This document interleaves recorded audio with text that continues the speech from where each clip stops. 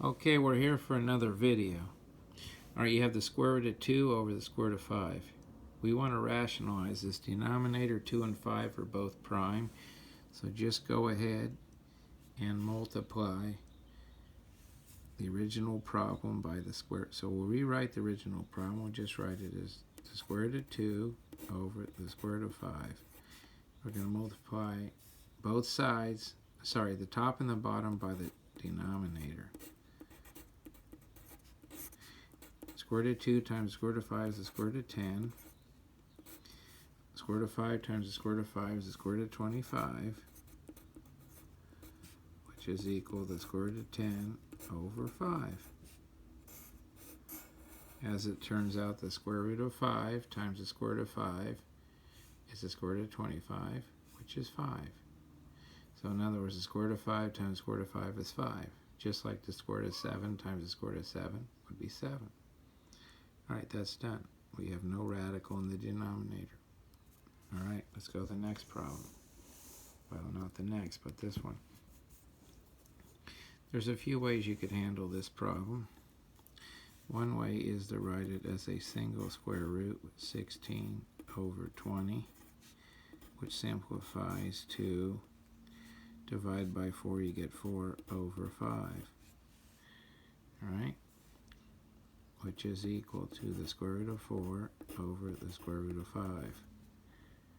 Right? Which is equal to 2 over square root 5. And now, unfortunately, we have a square root in the bottom. So what we're going to do is we're going to go ahead and multiply the top and bottom by the square root of 5. So we're going to write it as equals 2 over the square root of 5 times the square root of 5 over the square root of 5, which is equal to 2 times the square root of 5, which is 2 square root 5. The square root of 5 times square root of 5 is 25, square root of 25, which is equal to 2 square root 5 over 5. And we're done with the problem. There is another way to do the problem. Yes, there is. And it would be like this. You would write it as the square root of 16 over square root of 20. This is equal to 4 over square root 4 square root 5, which is equal to 4 over 2 square root 5, because the square root of 4 is 2. Then you do your canceling. This would become, let's just write this as 2. Try to make this neat. Right, this is 2 over square root of 5. Because what we've done is we've canceled, that becomes a 2 and that becomes a 1. Alright?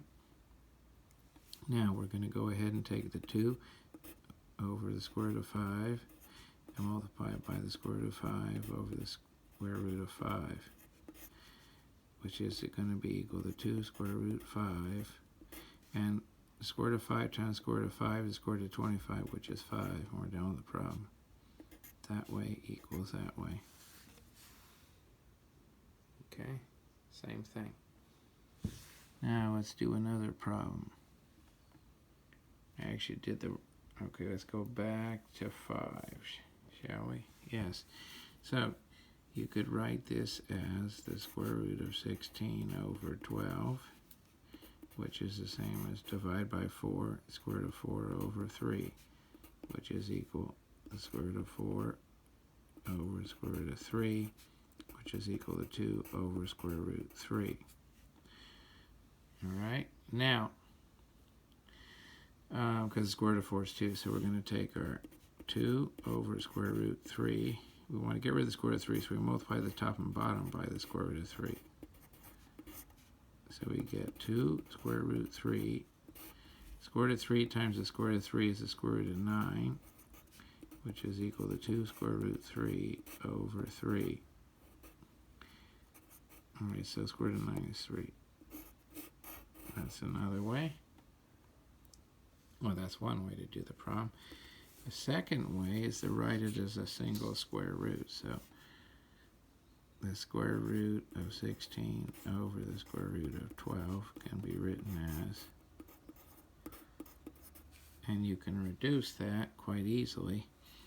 That becomes the square root of 4 over 3, all right, equals square root of 4 over the square root of 3 equals 2 over square root 3. So then you take your 2 square root 3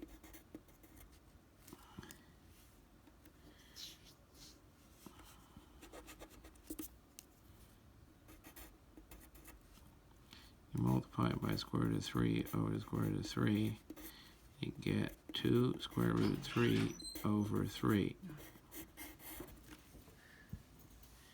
All right, and that's it. You can see that this one equals this one. All right. Thank you. Bye-bye.